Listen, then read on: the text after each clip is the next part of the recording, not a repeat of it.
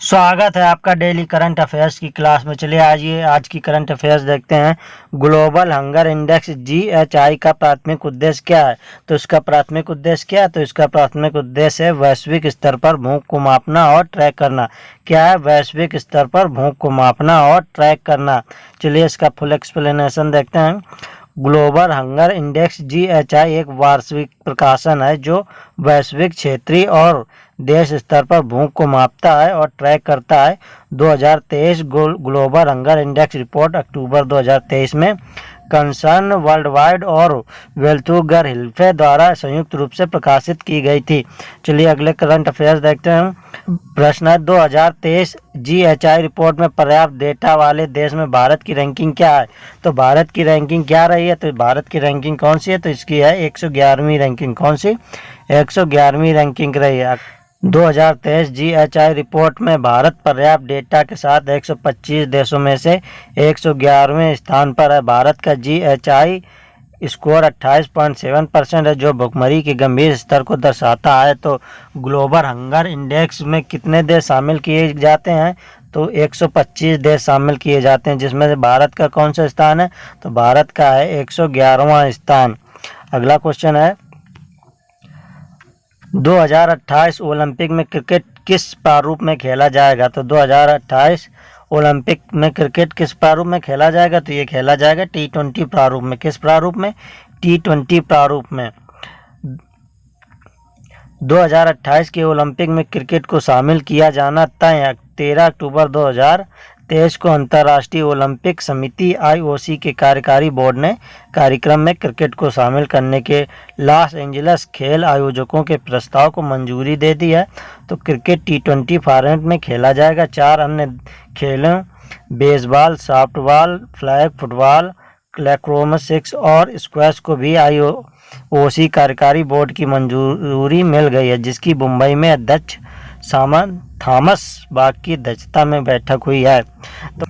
तो 2028 ओलंपिक में कुल कितने खेलों को शामिल किया जाएगा? तो कुल 5 खेलों को शामिल किया जाएगा। कितने खेलों को? 5 खेलों को शामिल किया जाएगा, जिसमें क्रिकेट को T20 प्रारूप में खेला जाएगा।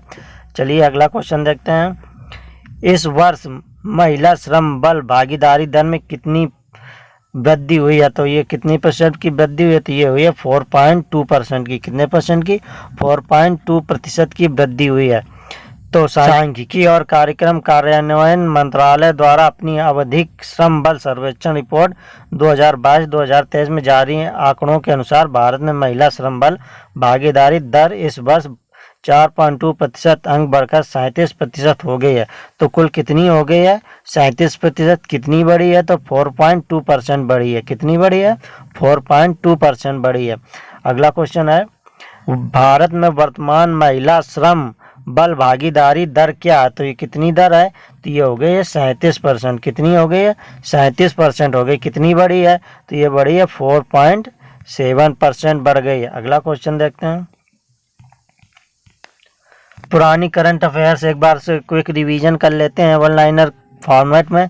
तो चलिए पहला क्वेश्चन देखते हैं। हाल ही में किसे सत्यजीत रे लाइफ टाइम फिल्म पुरस्कार से सम्मानित किया गया? तो किसे सम्मानित किया गया? तो सम्मानित किया गया माइकल डगलस को। किसे? माइकल डगलस को सम्मानित किया गया। अगला क्वेश्चन है हाल ही में RBI ने किस पेमेंट बैंक पर 5.4 करोड़ रुपए का जुर्माना लगाया? तो किस बैंक पर जुर्माना लगाया? तो ये लगाया पेटीएम पेमेंट बैंक पर। किस पर? पेटीएम पेमेंट बैंक पर। अगला क्वेश्चन है हाल ही में जारी ग्लोबल हंगर इंडेक्स 2023 में भारत कौन से स्थान पर रहा है? तो भारत कौन से स्थान पर रहा है? तो वो रहा 111वें नंबर पे। कितने पे? 111वें नंबर पे। कितने देश शामिल है? टोटल 125 देश शामिल है। कितने? 125 देश शामिल है। हाल ही में ICC अरेस्ट वारंट जारी करने के बाद पुतिन पहली विदेश यात्रा पर कहाँ पहुँचे? तो कहाँ पहुँचे? तो पहुँचे किर्गिस्तान पर। कहाँ? किर्गिस्तान में। अगला क्वेश्चन है हाल ही में भारत का पहला वेंटिलेटर शहर कौन सा बना? तो पहला वेंटिलेटर शहर कौन सा बना? तो वो बना उदयपुर। कौन सा? उदयपुर बना है। अगला क्वेश्चन है हाल ही में मिनिएचर ईस्टर्न घाट्स कहाँ का नया पर्यटन स्थल बना है? तो ये कहाँ का नया पर्यटन स्थल बना है? तो ये बना है विशाखापट्टनम का। कहाँ का? विशाखापट्टनम का बना है। अगला है हाल ही में आपदा जोखिम न्यूनीकरण के लिए अंतर्राष्ट्रीय दिवस कब मनाया गया? तो ये कब मनाया गया? तो ये मनाया गया है 13 अक्टूबर को। कब? 13 अक्टूबर को मनाया गया है। अगला क्वेश्चन है, हाल ही में साउथ इंडियन बैंक ने किसे अपना नया चेयरमैन नियुक्त किया है? तो अपना नया चेयरमैन किसे नियुक्त किया है? तो वो किया है विजय कुरियन को। किसे? विजय कुरियन को नियुक्त किया है। अगला क्वेश्चन है, हाल ही में भारत और किस देश के बीच 5वां वार्षिक रक्षा संवाद हुआ? तो भारत और किस देश के बीच हुआ है 5वां? तो ये हुआ फ्रांस के बीच। भारत और फ्रांस के बीच कौन सा? तो 5वां हुआ है। अगला क्वेश्चन है, हाल ही में भारत में महिला श्रम बल भागीदारी दर बढ़कर कितने प्रतिशत हुई है? तो ये कितनी हो गई? 37% हो गई। कितनी हो गई? 37% हो गई। कितने प्रतिशत की वृद्धि हुई है? तो ये हुई है 4.7% की वृद्धि हुई है। अगला क्वेश्चन है, हाल ही में किस राज्य में शिक्षकों को टेस्ट के माध्यम से सरकारी कर्मचारी का दर्जा दिया जाएगा? तो कौन से राज्य में दिया जाएगा? तो ये दिया जाएगा बिहार में।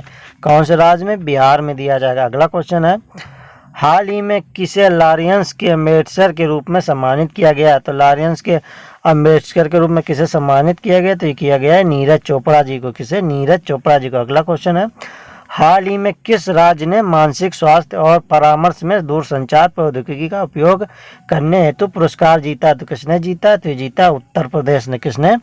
उत्तर प्रदेश ने जीता। अगला है, हाल ही में किस तमिल लेखक को उनकी आत्मकथा सूर्यवंशम के लिए महत्वपूर्ण सरस्वती मिला है? तो किसे मिला है? तो ये मिला है शिव शंकरी को। किसे मिला है? शिव शंकरी को मिला है। अगला क्वेश्चन है, हाल ही में पीपी गंगाधरन का निधन हुआ है, वो कौन थे? तो पीपी गंगाधरन कौन थे? तो वो थे एक फिल्म निर्माता। कौन थे? फिल्म निर्माता थे। तो आज की करंट अफेयर्स की क्लास कैसी लगी? अगर अच्छी लगी तो वीडियो को लाइक करें और चैनल को सब्सक्राइब करें।